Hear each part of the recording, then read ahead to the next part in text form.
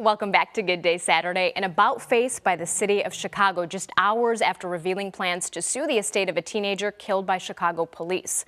City lawyers turned around and dropped that lawsuit. Mayor Rahm Emanuel called that planned lawsuit against Quintonio Legrier's family callous. Legrier's mother says she's stunned by the city's action. Fox 32's Dane Placco has more. You have taken my only child and you keep putting salt in my wounds and you just keep reaching a new low.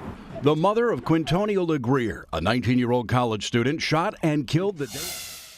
Police say they need your help finding out who's behind two fast food restaurant robberies that happened on the far south side. Police say the suspect walked into the restaurants and either handed an employee a note demanding money or took out a gun and demanded money. Both of those incidents happened between 8 and 9 p.m. on December 9th. The suspect being described as a white man between 25 and 30 years old. At the time, he was wearing a black winter hat and sunglasses. A top United Nations official may visit Chicago next year, and the city's top cop not too thrilled about it. It was the UN official's research into deadly youth violence that prompted an invitation to Chicago from Cook County Commissioner Richard Boykin. Boykin calls the violence here genocide. We're talking about a way to stop the genocide that's occurring here in Chicago's poorest neighborhoods. Look, an objective person would say when you look at all Commissioner of the facts, Boykin told Good Day Chicago he believes the bloodshed here violates an international treaty banning genocide. He says outside forces created conditions that breed violence. The police superintendent pointed to a decline in killings this year and says the solution is not at the United Nations. UN has no jurisdiction in Chicago, none. I think that energy will be better spent building bridges and relationships in the city and with our local partners. A spokesman for Mayor Emanuel said that even though the level of violence remains higher than it was in most recent years, trends are still moving in the right direction. A Republican running against Bruce Rauner for governor says it may be necessary to tear down a veteran's home in downstate Quincy. Repeated outbreaks of Legionnaires' disease have sickened more than 50 people, killing at least 13. Buck stops with the governor. We need to actually move people out of this system and actually figure out what's going on. If we have to demolish the building and rebuild it, then we need to do that. A spokesman said Governor Rauner's administration is working with federal experts to prevent further deaths from the disease. A cup of tea could help you see more clearly. A study found those who drank hot tea daily were 74% less likely to suffer from glaucoma. Experts say it's not clear if it's the tea that actually wards off the eye disease. Decaf and iced tea did not show the same benefit, and unfortunately, neither did coffee. Prince Harry and Meghan Markle have set the date for their royal wedding, but there's a sports conflict. The couple will get married Saturday, May 19th at Windsor Castle, but England's soccer championship is that night, with Harry's brother, Prince William, traditionally handing out that trophy.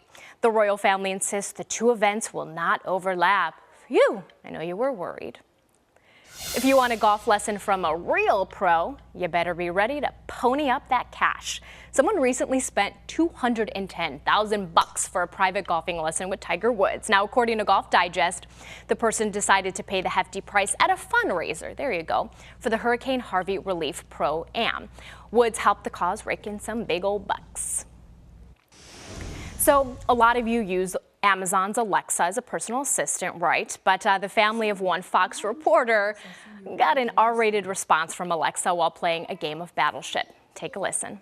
Fire at A2. You already tried those coordinates. Don't try other ones. Amazon blamed the cursing glitch on the third-party developer who created that game. It's since pulled the game from its menu. A despicable act is caught on video in Australia, but it appears, hey, it was all in good fun. A homeowner says he noticed a patch of grass was missing from his perfect manicured lawn, so he checked his home surveillance video. That's when he saw a giant minion shoveling a chunk of grass from his lawn before scattering off. The minion also created a Facebook page posting a picture watering the patch of stolen grass. What?